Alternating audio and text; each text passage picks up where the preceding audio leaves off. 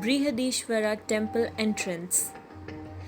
As you take your first look at the mighty temple, you will feel humbled before its imposing size. There are few places in India that can evoke such a strong sense of wonderment like the Brihadeeshwara temple of Tanjaavoor. To enter the temple compound, you will first have to cross three walls and two ornate gateways or gopurams.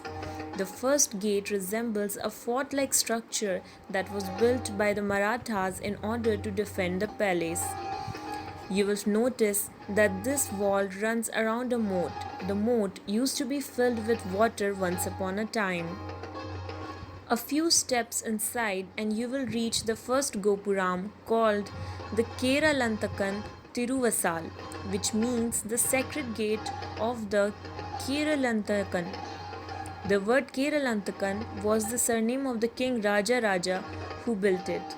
This particular Gopuram was constructed to celebrate the victory of the king Raja Raja over the Cheras. On examining this Gopura closer, you will notice many tiny figures from the Hindu pantheon such as Vishnu, Shiva, Ganesh and carved upon it. You can also see the carvings of various mythological figures including apsaras and mythical beasts. Walk for a minute forward and you will find yourself in the presence of an even larger Gopuram. About 100 meters ahead is the inner courtyard Gopuram called the Rajarajan Tiruvasal, which means the gate of the king.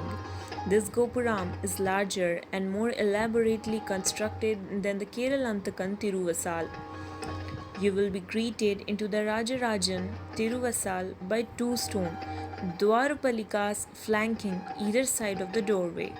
There are three distinct levels of carvings here, and most of them narrate scenes from the Puranas and other Hindu texts.